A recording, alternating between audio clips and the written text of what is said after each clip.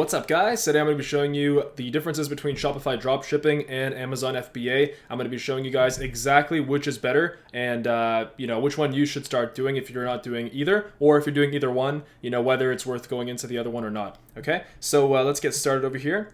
So I've got the pros and cons right here. I'm going to show you guys exactly which one or which ones you should do if you decide to do both, and I'll tell you exactly the pros and cons. So I'm very familiar with both. I haven't done Shopify. I've tried it before, but I mostly have done Amazon FBA. But I know how Shopify works. I've built Shopify stores before. So so let's get started. Okay. So Shopify dropshipping pros. Okay. So for Shopify, there's a very low learning curve. Okay, because you can create a store in literally like a couple hours in under one day. Okay, because all it takes is, look, you got to buy a domain name, so you got to buy your website. You got to install Shopify on it. Okay, and let me explain what Shopify is. Okay, Shopify is simply like an e-commerce store software. Okay, like it's nothing more than that. It's just a software that you basically plug in, you install it on a website on your domain name, and it's basically like an easy online store builder. So yeah, you can use it. You can basically create a store in literally a couple hours in under one day. And all you need is Shopify. You install that thing on your domain name after you bought your domain name, which is like $10 on like GoDaddy.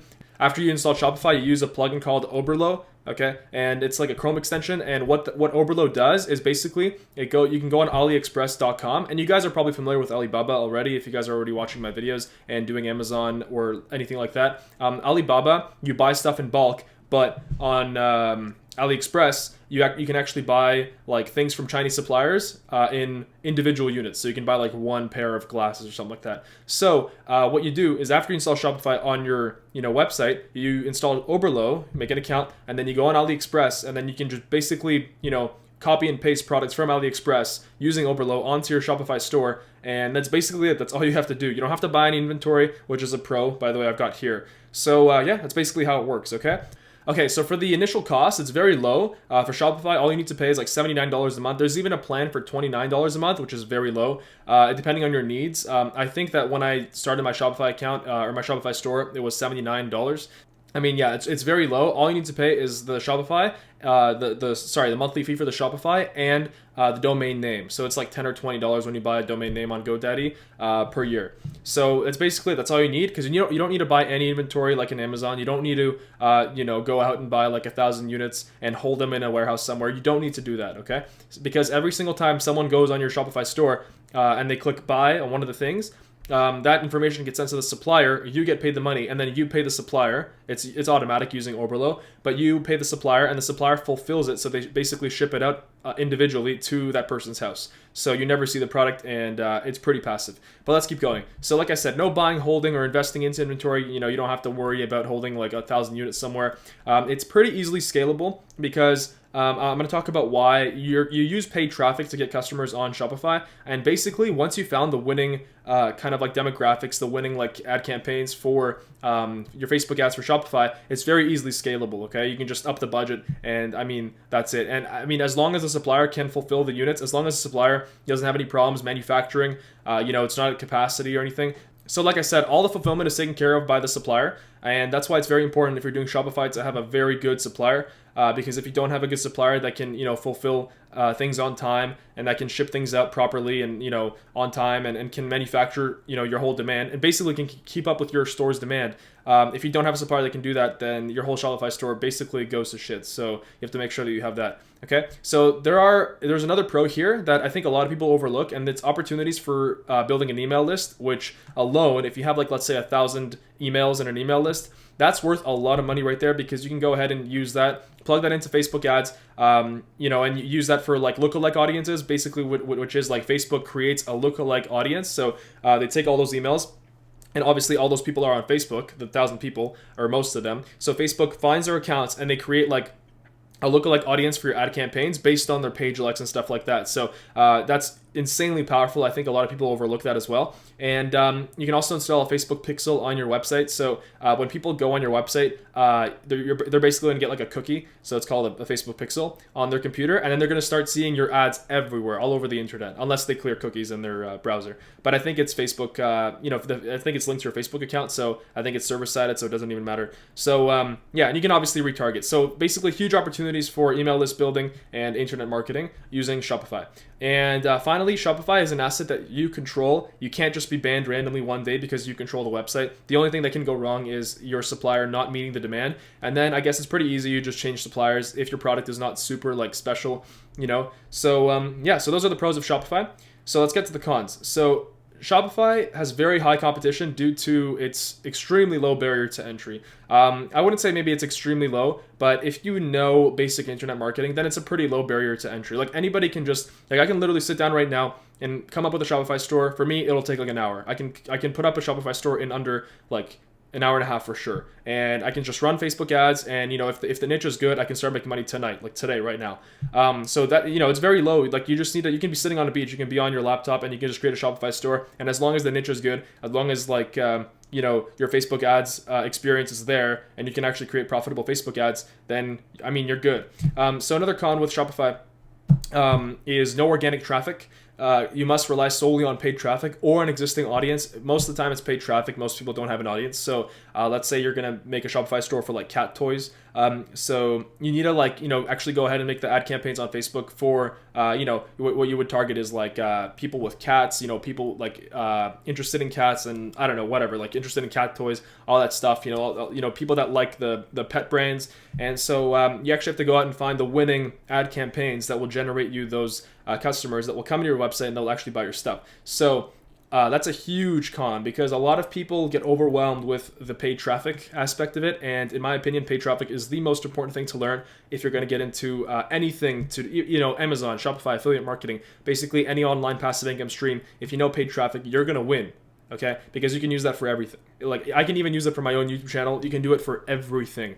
Okay, so it's the con is no organic traffic like in Amazon, and you must solely rely on paid traffic or an existing audience. Like I said, there's a marketing learning curve involved. You have to learn Facebook ads. You have to learn email marketing because if you're not, you know, obviously if you're not sending your email list, you know, people that put their email in your Shopify store, if you're not sending them emails with deals and stuff, then you're doing it wrong.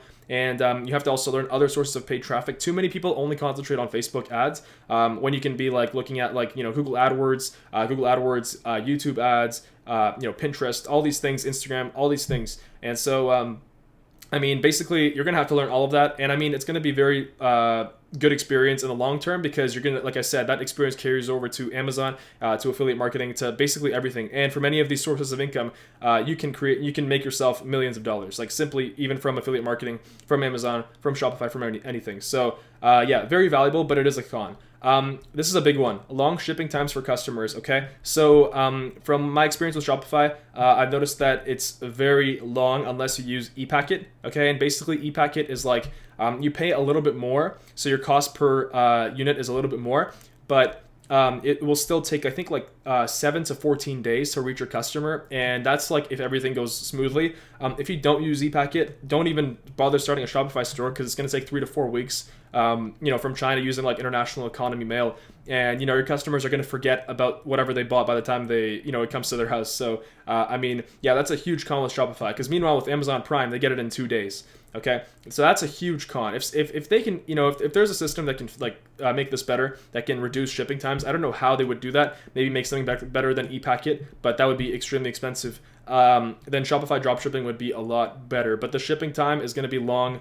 It's for sure going to be at least 1 week to 4 weeks, and that's, in my opinion, in 2017, that's just way too long. But that's just the con. But you can still definitely make a lot of money using Shopify dropshipping, even with these long shipping times. And lastly, the final con is you have to have a solid, trusted supplier who can fulfill quickly and efficiently and is not going to get overwhelmed with, let's say, you know, you have too many sales, too much demand, and they can actually meet that quota. Usually suppliers are good in China. You know, they can do everything, no problem. So you shouldn't be worried about that. But that's still a con there. Shopify is still an asset that you control. Like I said, it can't be banned randomly one day. But you control it, you control your customers, but you know who has an even bigger control? I think it's the supplier, in my opinion, because hey, if your supplier decides to stop producing for whatever reason, they won't, but you know, if let's say they screw up somewhere, then your whole Shopify store is going to go to shit. So you have to watch out. Okay, so let's get on to the Amazon FBA comparison here. Let's start with the pros, okay? So huge pro with Amazon. Free organic traffic using Amazon's insane number of customers. And this right here, Amazon's insane number of customers is only growing. It's severely it's seriously outpacing the growth in sellers. Some people might be asking themselves like, with all these new sellers after all these courses and all these gurus and stuff, like, isn't it too saturated? It's never going to be too saturated. If you look at the numbers, like Amazon, the number of customers is going like this, and the number of sellers is going like this. You guys didn't see that, like this, and the number of customers is, that's the number of customers, and the number of sellers is like this. So you also get free promotion from Amazon when you have a high rank on your product, when you have a high sales rank, because what I mean by that is if someone types in, let's say you're selling like a cat toy, if they type in cat toy, then Amazon will promote it using its algorithm. It's going to be on the first page. You're not paying anything for that, for your organic sales rank, and you're going to get a lot of customers just by that. So basically, huge pro is that you don't have to rely on paid traffic. You can rely on Amazon's ecosystem and its insane number of customers to get sales. It's very passive. After you create the first listing and achieve good sales rank, it's like 1 hour a month. Obviously, when you're finding the product, doing product research, it's going to take you a couple of weeks, of like a lot of work. But after that, once it's up, it's like an hour a month. So there's a medium barrier to entry, I would say, with Amazon, because let's say you make a listing, let's say you have a product there, let's say you have 100 reviews after like 6 months. That's your asset. Even though Amazon controls it, that other people, it's not going to be as easy because they still have to work their way up to 100 reviews, even if they're selling the exact same product. Okay, and also, if you develop, like, if you make like your own brand, like I said, opportunities for brand building, you can launch 3 to 5 parallel products on Amazon, and then actually you can carry that over to Shopify. Once you do that, you can actually just make a Shopify store selling these products, even though it's going to be like 10% of your sales volume on Amazon. Still, that's an opportunity there. So you can actually be doing both. And then also pro, and this is a pro and a con, but I put it in anyway. Amazon 24/7 phone support, even if it's a lot of the times garbage. Okay, it's there. If you ever have any problem, you can just call. With Shopify, you're like on your own. It's your own website. So if you have any like issues, have fun. You have to figure it out yourself. Fulfillment, you have to deal with your supplier and figure things out. So that's that. But this is a pro and a con, because a lot of the times it's not very good, especially seller support. So Amazon FBA cons: you do not control this asset. Amazon controls your customers and is your ruler. Okay, so that's a big con. I would say, for me, for example, Amazon is a means to an end. Like, yes, I'm very happy that I'm making this money from Amazon. I'm very happy growing my brands on Amazon, but I know that I can't just be relying on Amazon for the rest of my life. Like, that's why, I want to be truly entrepreneurial. That's why you have to strive for something that you control. Okay, so, like, for example, why do a lot of people make Amazon courses? Or like, for example, that's a way to get them from an asset that they don't control to an asset that they control. And that's not a bad thing. I think everybody should strive towards something that they actually control, because if you actually like take that money from Amazon that you made, you have that capital, let's say 50 grand or 100 grand, you have that for anything. You can literally invest that into anything that you control. You can even invent something, you can patent something, and then so that's something that you control, and basically you can't get banned. You're gonna have that forever. So a big con with Amazon is you don't control this asset, but you can use it as a means to an end. I would say there's a higher learning curve than Shopify, because you have to really learn Amazon's A9 algorithm, and you have to learn how everything works, how to product launch, how to rank. And so, once you learn that, it's all good. Like, none of this stuff is hard. It's pretty easy. Just, you got to spend time learning it, and you got to actually, dip your hands, get your feet wet, and, actually try doing it. So another con: products can be removed and seller account can be suspended or banned at any time, because obviously Amazon controls you. If you violate its terms of service for whatever reason, then your products will get removed. Or like, let's say, for example, you're selling a product that you didn't know was restricted or whatever, it can be removed. And it probably will if it's restricted. So that's something that you got to watch out for as well. If there's one change in regulations, then your product can be removed. So that's something that you got to watch out for as well. With Shopify, obviously, no, like, Shopify can't remove your products. Shopify, like I said, is just a software. So they don't control anything. So another con with Amazon, it can be a volatile source of income depending on your product. If it's like a seasonal product, if it's like a product that is only popular in the summer or winter, or if it's like maybe like fidget spinners, for example, it's very volatile. Obviously not for everything, but so is Shopify. If you're building Shopify stores based on like trends, if you're building like a fidget spinner Shopify store, then it's still a volatile source of income. So that's basically it. So in summary, Amazon FBA, I would say, is best for people who do not want to rely on paid traffic. So, for example, Facebook ads, YouTube ads, Pinterest, to get customers and make money. And there's a slightly higher starting capital. I would say like 1,500 and above. Okay, you can pull off 1,000, but just to be comfortable, I would say 1,500 and above. dropshipping with Shopify is best for people just starting out who have some experience with Facebook ads or are willing to learn internet marketing. So they're willing to go and spend the time watching, beginner Facebook ads videos. And by the way, I'm going to put out a beginner Facebook ads video for Amazon, how to promote your Amazon product using Facebook ads, and just in general, how to run profitable Facebook ads. I will be putting that out soon, so stay tuned for that. So for dropshipping with Shopify, you only need like a couple $100s to start. I would say $79 for the first month. Of the Shopify subscription. I even think it's free for the first 30 days. I might be wrong though, but $79 plus like $10 to $20 for the domain. And that's basically it. I don't know what else. I think I'm missing something. Oberlo also costs something, but it's free up until a certain amount of orders. So if your Shopify store is only making 100 sales a month, then you're not going to pay for Oberlo. It's free.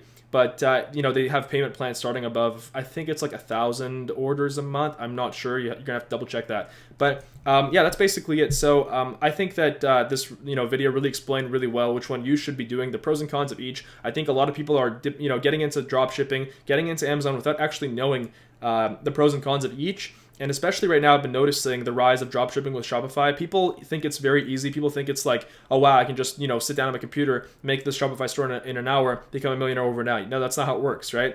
Making the Shopify store is the easiest part, but running the paid traffic, that's the hardest part, because that's the most valuable thing. If you know how to run paid traffic, not only can you make a lot of money from your Shopify store, you can also make an insane amount of money from affiliate marketing, because you can just affiliate market other people's products. You can find on ClickBank or something like that. Those are affiliate networks. And I'm going to make a whole video on affiliate marketing as well for those people that are interested. So I just wanted to explain to you guys that Amazon's good, Shopify's good. You can do one or the other. You can do both, depending on how much money you have to start, depending on your levels of interest, and depending on what you're good at. Play on your strengths. Okay. But anyway, guys, thanks for watching. Hope you guys enjoyed the video. Subscribe if you're into passive income, financial freedom, and living your dreams. And just go ahead and like the video if you also liked it. And I really appreciate that. Thank you. Follow me on Instagram, Snapchat, Follow me on social media, Instagram, Snapchat. Links are in the description below. And I will be probably putting out a Facebook group soon for like-minded people, like-minded entrepreneurs who want to, ditch the 9-to-5 and, start either in e-commerce, affiliate marketing, anything entrepreneurial online.